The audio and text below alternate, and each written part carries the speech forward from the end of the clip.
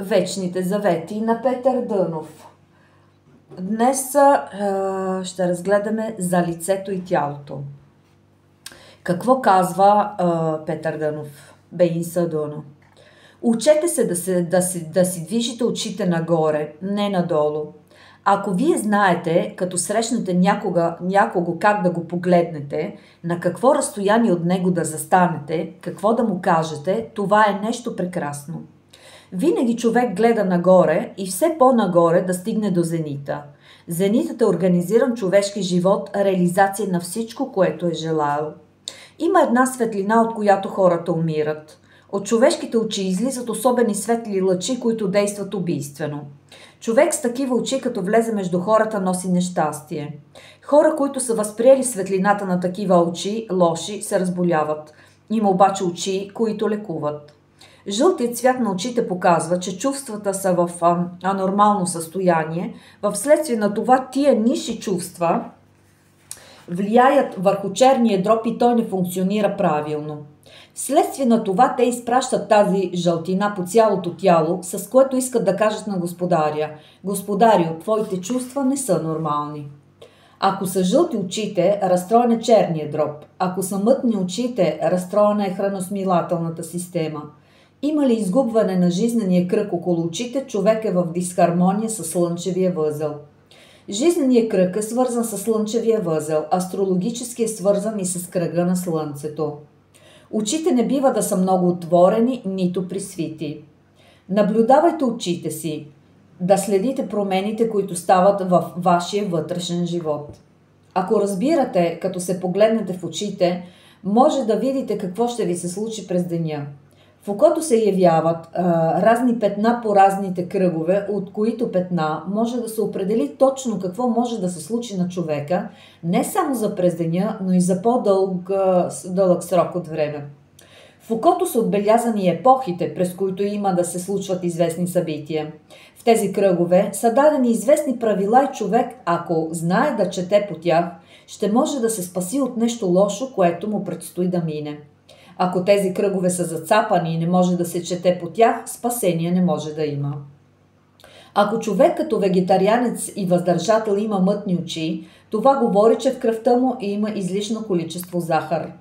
Колкото по-добре са организирани и наредени мислите на човека, чувствата и постъпките му, толкова той е по-красив. За да станат очите ти красиви, ти първо трябва да работиш върху своето чело, за да видоизмениш очите. Очите отслабват първо, защото не си им господар, не умееш да ги управляваш. И второ, възприемаш много, а даваш малко или нищо. Така започва остаряването. Ако давате повече, отколкото вземате, ще се подмладите. Очите не трябва да бъдат мъжделиви и премрежени, но чисти като небето. Кожата да бъде мека, а не суха или много влажна, да бъде гладка и възприемчива. Когато цялата кожа огрубее много, тогава човек почти се лишава от живот. При растенията е така. Осакатили им се кожата, те умират. Всички скърби, страдания, отрицателни чувства, гняв, завист, омраза, ревност огрубяват кожата и тогава човек не може да възприема праната както трябва. Кожата може да се запази мека и чиста, не с мазила и ред козметични средства, а с употребата на специални храни, които вие трябва да изучавате. Красотата е признак, че органите, които съставляват тялото, изпращат равномерно своята енергия и възприемат равномерно необходимата за тях енергия. Всеки човек трябва да бъде чист и красив, защото енергията от човека трябва равномерно да излиза и разномерно да се възприема. Едно несметно богатство са краката. Едно несметно богатство са очите, ушите, устата, езикът, носът, ръцете. Да знае човек как да си служи с това богатство, от това по-велико няма. Само повърхността на кожата има 2 квадратни метра с 120 милиарда клетки. Ако се прострат кръвоносните съдове, те имат дължина 20 000 км. Ако се простре нервната система, тя е дълга 80 000 км. Има 2 милиона потни жлези, които ако се прострат, ще вземат едно пространство от 10 000 км. Само да пренесете вашата кожа от Вселената, откъдето е дошла, трябва ви 120 милиона лева. Кой от вас е в състояние да плаща само за пренасянето й? Всичката деятелност става в кожата. Удареш ли кожата на човека, всичко е свършено.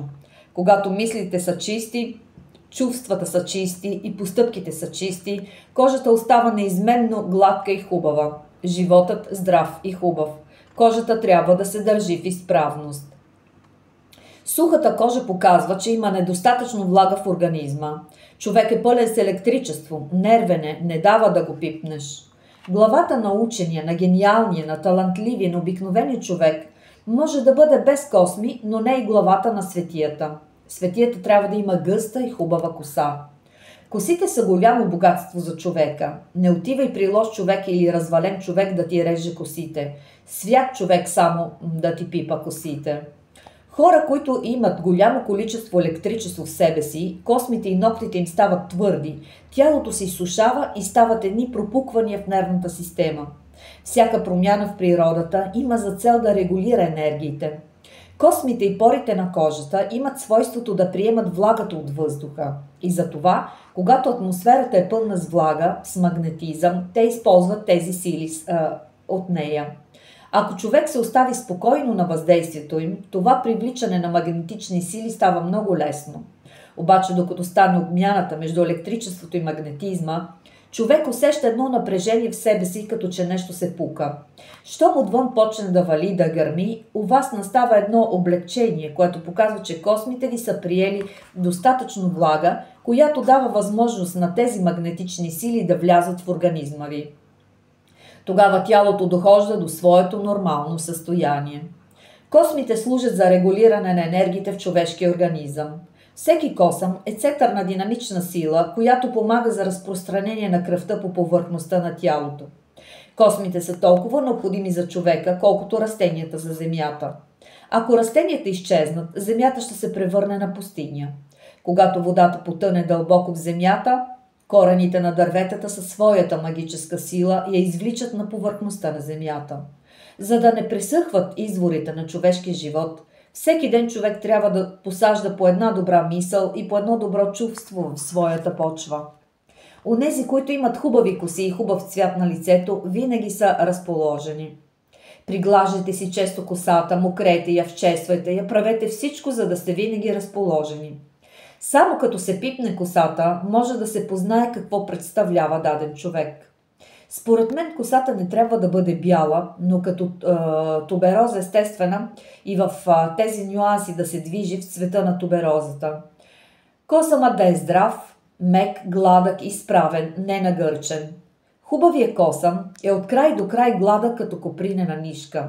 На косъма всичко е написано.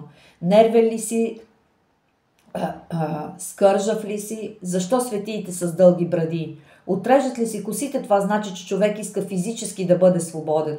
Когато не се режат косите, то все едно, че казвате. Каквото Господ каже и каквото Той даде. Жените, като си режат косите, казват. Каквото ние кажем, то ще бъде. Дългите коси дават повече магнетизъм. Хора с къси коси са по-груби, по-сприхави, електрични. Косите са проводници на електричество. Те са цял трансформатор. Излишното електричество от мозъка трябва да мине през космите и да се предаде през космите навън. Чрез космите става предаване и приемане на електричество и когато то не върви правилно, тогава се осакатява нервната система. Който е много нервен, да си мокри косите поне по 3 пъти на ден, защото водата е добър проводник на електричеството. С мокренето и сресването поне малко ще си помогнете. Нервният, избухливия е подпушил своите чувства и на събралата се динамичност може да се смекчи с водата. Водата ще употребите като палиативно средство, за да си помогнете. Водата трябва да е по възможност най-чиста. Фини тънки коси говорят за чувствителност и възприемчивост. Колкото мускулите са по-деликатни, толкова възприятията са по-големи. Колкото мускулите са по-грубо устроени, толкова възприемателната сила е по-слаба. Няма да има гола глава, по която да не израснат косми. Няма да има бели коси, които да не почернеят. Няма да има грозно лице. Всички, които слушат Бога, ще станат красиви. Добре е да имате предмет или косъм от свят човек и от време на време да прекарвате пръстите си през него. Косъмът ще ви предаде това, което има. Така и с храната. Ако вашият организъм не прекара тази храна през себе си, за да изтегли, което слънцето са вложили в храната, не може да се ползва. Старостта не е причина за побеляването на косите. Косата трябва да бъде светла, от всеки косъм да излиза светлина. Целият човек трябва да е светещ, защото е образуван от светлина. По кривата на устните може да се установи какви са чувствата, степента на чувствата. По широчината на носа също се установява какви са чувствата. Няма нищо скрито, покрито по света. Всичко говори. Ако искате да сте здрави, няма да си стискате устата. Стискате ли я, ще си създадете противоречие в чувствата. Едно изопачаване на чувствата ще има, а това нещо ще се отрази на целия организъм. Ако съвсем си отворите устата, ще изпаднете в друга крайност. Затова ви казвам, че двете устни трябва леко да се допират. Горната устна е активна, долната пасивна. Всички хора, на които долната устна е по-голяма и издадена навън, казват «дай». Те вземат, искат, настояват. Онези, на които горната устна е развита, дават. Те казват «каквото можем да направим за другите, ще го направим». Устните трябва да бъдат алено-червени. Веждите са особен род антени, чрез които се възприемат мислите. Дебелите устни говорят за известна деформация в човека, предизвикана от застой в астралния му живот. Щом чувствата са възбудени, чрезмерно устните надебеляват. Не бива да държите устните си много стиснати или много отворени. Устните едва се докосват. Това е правилното. Кожата, според мен, произвежда най-хубавия аромат в природата. Когато човек желае доброто, кожата му хае. Но и по-голям смрад в природата няма от човешката кожа. Някои хора отдалече по миризмата се познават от какво са болни. Красотата зависи от ред условия, които човек може да си създаде. Те са външни, физически, духовни и божествени. Оставете гладен един човек 40 дни, ще видите как ще погрознее. Приятно е да срещнете човек, от когото излиза светлина. Главите и сърцата на някои хора светят. Колкото по-красиво и по-добро е оформено ухото, толкова човек е по-здрав. Носът е барометър, който показва вътрешното състояние на човека. Никога не го хващите грубо или да го теглите. Ще пипнете нежно, леко носа си. Една от великите тайни е как да пипнете носа си. Носът е станция, радио. Ще го хващате леко, внимателно, а не да го дърпате, да го чоплите. Ще имате всичкото уважение към носа. Като че се намирате пред някой владика, с благоволение ще погледнете на тази станция и ще кажете: моля да благоволите, имам да разрешавам сложен въпрос, какво трябва да се направи? Ще туриш ръката на носа, ще я подържиш и няма да се мине много време, ще дойде великата мисъл, ще ти светне в душата и ти ще си разрешиш въпроса. Няма смисъл от приятел на приятел да ходиш и да търсиш съвет. Попитай носа си, защото той е свързан с твоя ум. Носът е много важно нещо, няма да го пипате грубо. Чрез носа Бог вдъхва дихание в човека. Вдъхна дихание в човека. Чрез диханието човек стана жива душа. От носа зависи твоята интелигентност. Твоят нос е отражение на небето, като изгубиш носа си, изгубваш цялото небе. Носът е проекция на твоя ум, в него има голяма сила. Ако ти знаеш как да се отнасяш с него, ще станеш художник, поет, ще бъдеш силен. Като се молите, ще кажете: Господи, благодаря ти, че си ми дал нос. Ако имаш сбутан нос, ти си го развалил сам от своите мисли и чувства. Сополите са филтър, през който минават всички нечистотии отвънка. Вие не оценявате носа си, не оценявате очите си. Това огромно богатство, не оценявате вашето лице. Носът е цял университет. Университетът, в който ценни работи се крият, а вие дори не усещате какво притежавате. Устата са израз на онова, което умът е създал, което мисленето оформило. Всички напреднали същества се занимават с носа, устата, очите, ушите, брадата, челото. Челото е мъдрецът. От устройството на носа, неговата големина и широчина зависи състоянието на белия дроб. Красотата на човека се определя от неговата глава, отношение към божествения свят, от белите дробове отношение към духовния свят и от стомаха отношение към човешкото и растителното царство. Носът е най-благородният орган на човешкото лице, но вие така го чоплите, пипате, бършете, че човек може само да ви съжалява. Аз не съм срещал досега нито един българин, който да бърше носа си леко с бяла копринена кърпа. Много внимателно трябва да се пипа носът, да се милва с мека копринена кърпичка. Понякога нарочно с чиста водица ще го измивате. Носът, това е човекът, това е характерът. На носа е написано и бъдещето на човека. Носът е място на електричество и магнетизъм, място, където се складират природните енергии. Ако знаете как, на кое място и кога ще хванете носа си, ще се ползвате от неговите енергии. Хората дърпат носа си, чоплят го и си пакостят по такъв начин. Всяка сутрин, като се измиете, хванете леко носа си, погладете го и пожелайте да придобиете от него енергии. През носа минават много енергии, затова отнасяйте се внимателно с него, гледайте да го удължите и разширите според мерките на природата. Щом се зачерви върхът на носа, причината е пиянството. Ако има неестествени желания, също.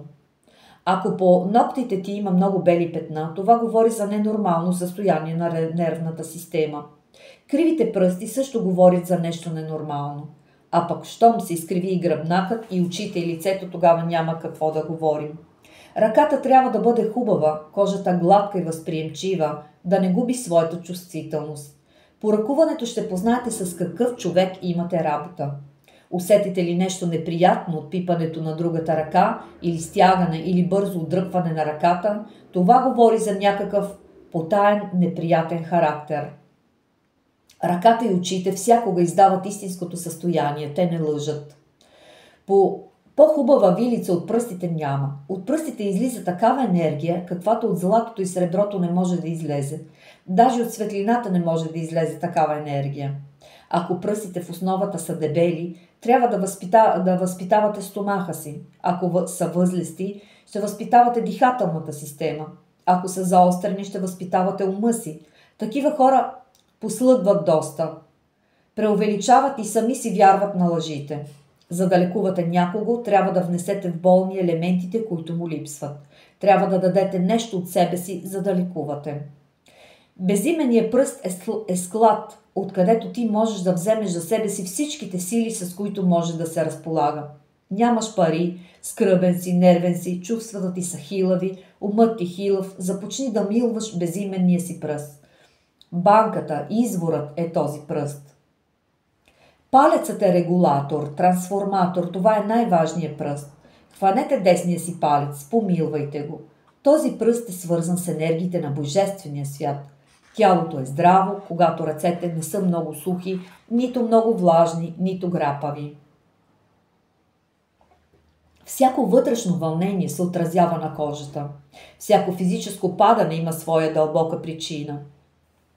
Като пипнете някоя ръка, изпитвате нещо приятно от допира, а друга ръка дори с малкия пръст не желаете да пипнете. Ръкуването говори за характера на човека. Това приятно или неприятно чувство, което изпитвате също. За създаването на човешката ръка са работили такива възвишени същества, каквито даже не подозирате. Те са я построили, начертали са линиите и формите, сложили са знаци. Ако вие знаете как да я миете тази ръка, как да я движите, какви упражнения да правите с нея, бихте имали големи резултати. Всеки пръст на ръката е един проводник на една сила в природата, която функционира чрез твоя ум. Когато човек загази, се прекръстосва краката или се прекръстосва пръстите на ръцете, държи ги сключени. Всеки пръст е във връзка с една силова линия, която действа разумно. Краката са свързани с склад от добродетели. Човек, който устойчиво ходи, стъпва съзнателно, внимателно, този човек е добър. Един човек, на когото ръката е енергична и каквото хване да направи, го прави красиво, този човек е справедлив. Болите гърбът или коляното, или рамото, или пръстите, това значи, че времето ще се развали скоро. Костите те безпокоят, защото те са антени, приемат електричеството и те щракат тук и там. Човек трябва да бъде господар на своето тяло, да владее мускулите на краката, ръцете, очите, устата, всяко движение да е контролирано от волята. Лявата половина на човека е женска, а дясната мъжка. Лявата половина на мозъка е женска, а дясната мъжка. Енергията от дясната половина на мозъка минава през лявата, затова съвременният човек мисли само с лявата половина на своя мозък. Тази е причината за асиметрията на лицето. В бъдеще, когато енергиите на ума и сърцето се хармонизират, в цялото тяло на човека ще има пълна симетрия. Какво е човешката форма в сравнение с божествената? Тя е рабска, най-дребната, каквато можете да си представите.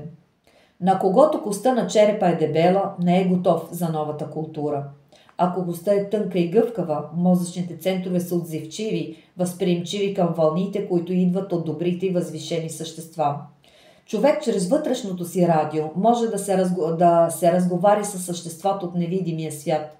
Когато костите на човека са груби, това говори за груб, ниш живот. На добрия човек костите са по-финни, кожата е по-деликатна, порите са по-ситни, космите тънки и меки. Такива косми са добри проводници на слънчевата енергия, както и на божествените мисли. Чрез храната си човек може да подобри космите си. Всичко, което е създадено в природата, има дълбок смисъл. Понеже всичко излязло от Бога, то има цена за разумния човек. Най-малките неща имат цена. Носът има такова значение, каквото има и целият човек. Окото, ухото също. Не много остра, но не и много тъпа да е долната част на лицето. Брадата трябва да е леко заострена. От разумната воля зависи спасението на човека. Като видите един човек с хубаво открито чело, с хубав нос, с хубава брада, ще знаете, че е добър. Силата на човека седи в неговата брада. Дисхармонията по линиите на лицето се отразява и върху другите удове, крайници и органи, дробове, сърце, ръце, крака.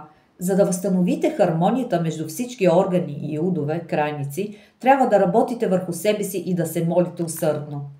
Гърдите да са добре развити, линията на задницата да не е много изпъкнала, коремът да е прибран. Не е правилно коремът да е капитан на тялото, главата е капитан. Който може да тури ред и порядък в мислите, чувствата и постъпките си, може да бъде господар на главата, на гърдите и на корема си. Дължината на тялото има отношение към интелигентността и силата. Тялото трябва да бъде добре организирано, да няма никакви излишъци, мускул да има, но не и мазнини. Пластично и красиво да е тялото. Има бръчки, които говорят за вътрешен безпорядък, но има бръчки, които показват доброта, разумност, привързаност, признателност. Гръбначният стълб трябва да бъде всякога в посока, перпендикулярна към центъра на Слънцето и центъра на Земята. Здрави дробове са тези, които не допускат престъпление в чувствата си. Здрав стомах е този, който не допуща във волята си нищо противоестествено. Онези, които вършат престъпления, имат разстроена стомашна система. Престъпление се извършва, когато има известно нарушение в отношението между мозъка и стомаха. Зависимостта им помежду е такава, каквато е между Слънцето и плодородието на Земята. При повече петна на Слънцето има повече дъждове и има по-голямо плодородие. Целият организъм има свой матрикс, своя аура. Тази аура излиза в успоредни линии от целия организъм, от краката, от главата, от ръцете. Такъв човек, каквото хване, всичко може да постигне, защото има аура или матрикс, която като ципа го обвива. Тя е здрава и го пази. Микробите не могат да я разрушат, но със своя нередовен живот човек може да направи така, че матрикса да се напука и да се образуват язви. Те показват неправилност в човешката мисъл. Мисълта е всичко в живота. Чрез мисълта може да влияе на материята. Човек, ако има силна мисъл, и паразитите може да гони. И всичко, каквото пожелае, може да стане.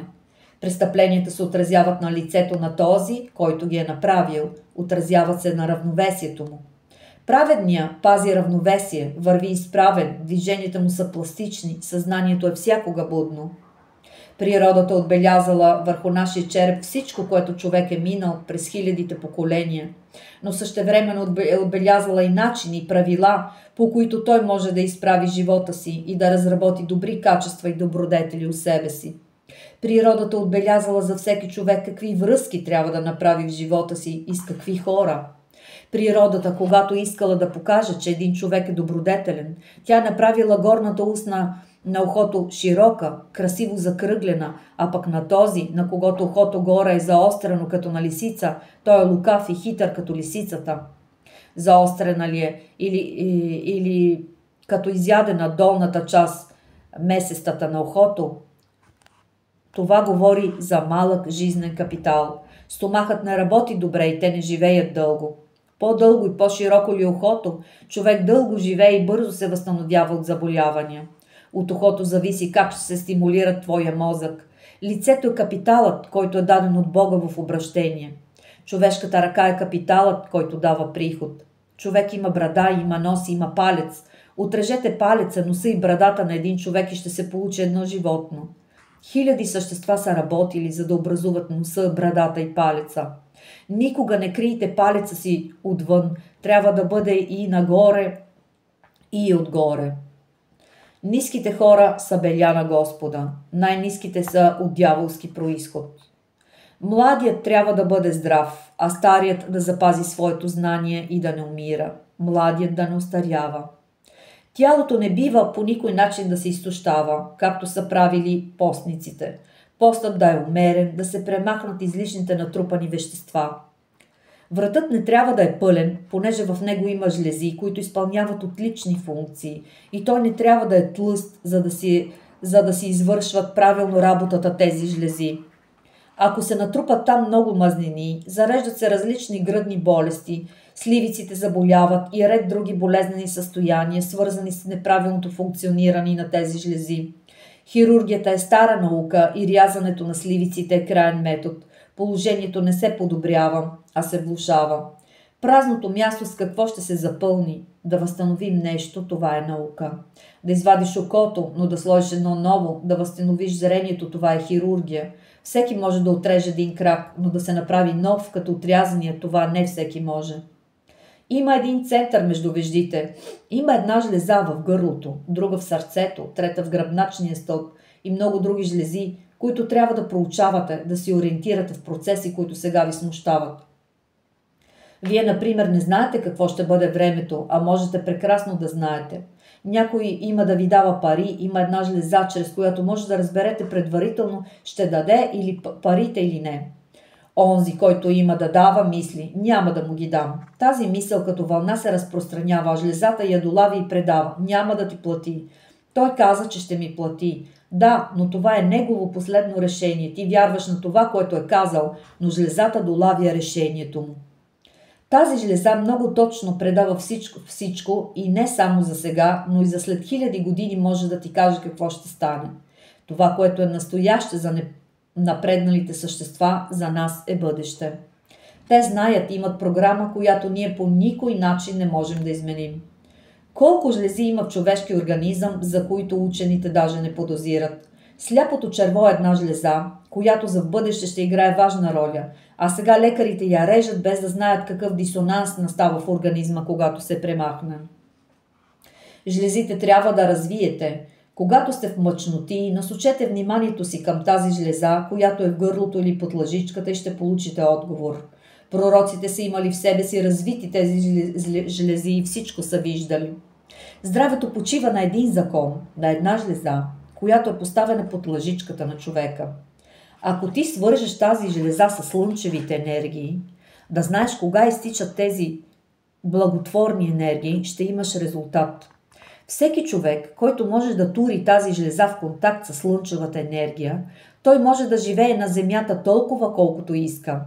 А ако иска човек да развие своя ум, трябва да се свърже тази жлеза с светлинните енергии, които идват от месечината и енергиите, които съществуват в мозъка. Понеже енергиите, които мозъка държи, са от съвсем друго поле. Умът на човека може да му служи само за този свят. Ние със сърцето си познаваме другия свят. Това, което умът иска, е вярно за този свят. Но това, което умът мисли за другия свят, не е вярно. За вътрешния свят това, което сърцето мисли, е вярно, но това, което сърцето мисли за външния свят, не е вярно. Затова духовния свят ние го изучаваме чрез силата на нашето сърце. Всяка клетка, която влиза в устройството на човека, е резултат. Ти имаш една клетка, която е свързана с разумните същества, но не знаеш точно къде и коя е, следователно не си господар на тази клетка. Ако един ден ти не постъпиш както трябва, този резултат ще бъде отнет от тебе. Между височината и широчината, както и между всички части на тялото, има известно съотношение.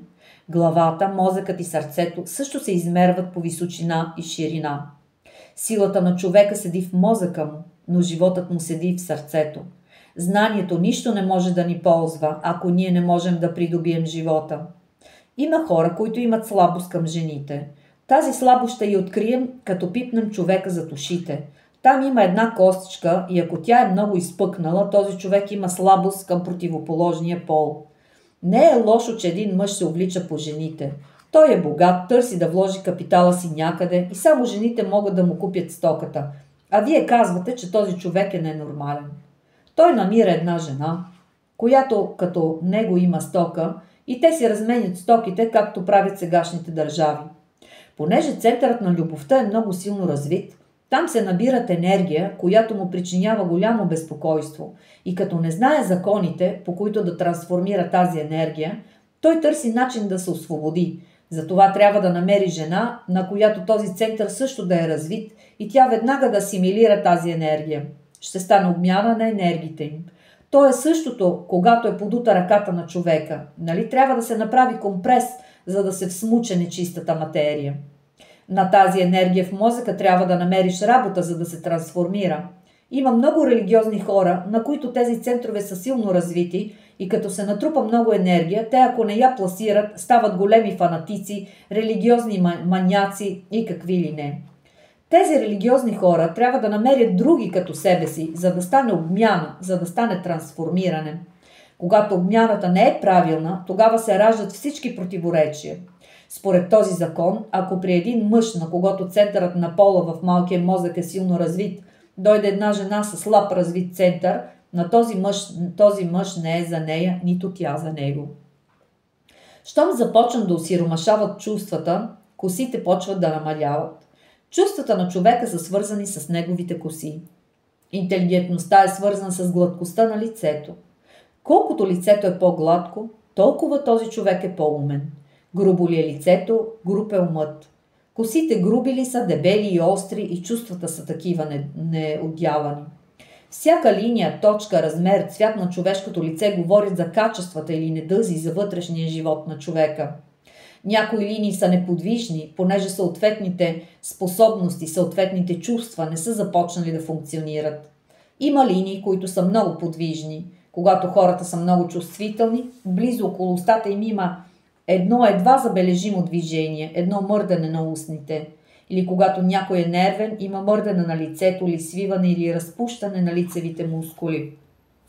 Природата прави големи усилия, за да преустрои човешката глава, но не само коста. Коста не е фактор, но да се промени мозъчното вещество и силите, които функционират вътре. Също и черепът да се измени, това са постъпките на човека. Черепът е един отпечатък на безброй процеси, на хиляди векове, на хиляди поколения от миналото. Човешката глава не е още завършена.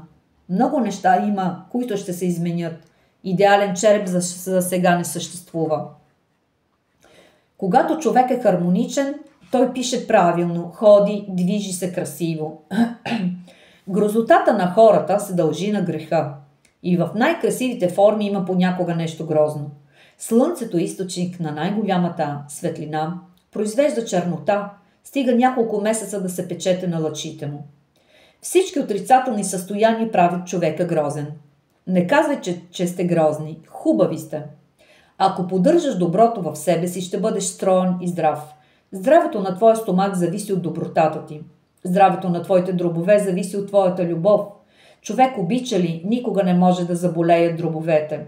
Един човек, който е справедлив, той никога не може да загуби силата на ума си, да полудее, да се разстрои нервната система.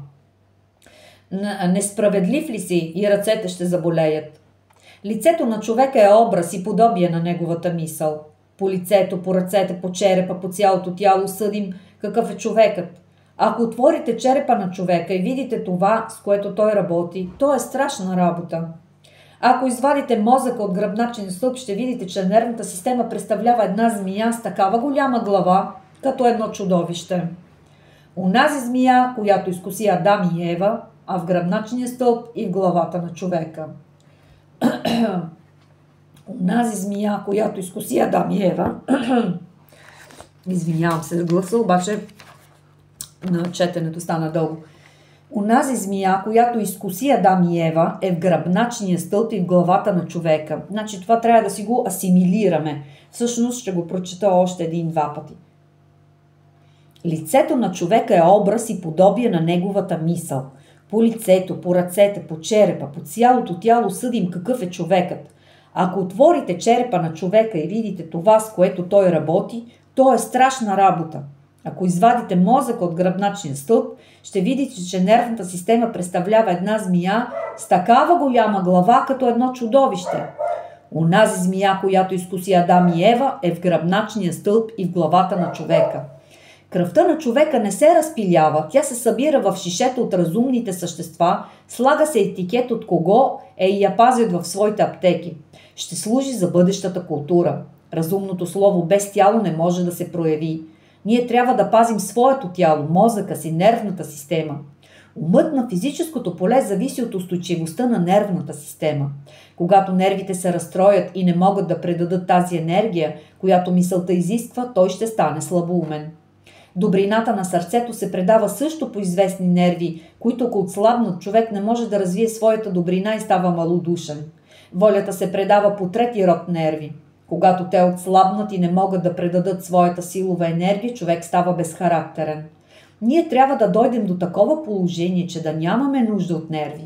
Нервите са изиграли своята роля като проводници. Трябва да създадем нещо по-хубаво от нервите или пък такива да се създадат, които да не се разстройват. Не да стане човек невръстеник, да се пропукат нервите и нервната енергия да изтича навън. Натоварените хора ходят прегърбени, свободните ходят изправени. Човек, който се мъчи, остарява. Грижите, скърбите състаряват.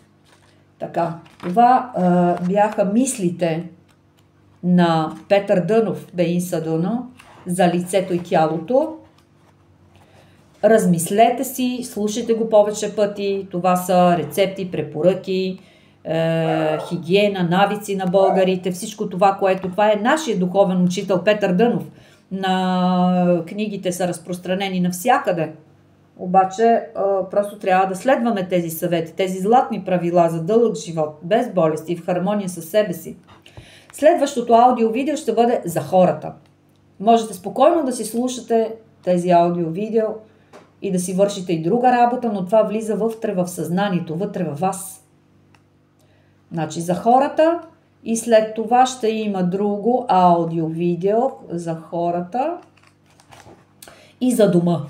И така, това е за сега. До следващото аудио-видео. Ако искате, може да кликнете, че ви харесват нещата, които публикувам.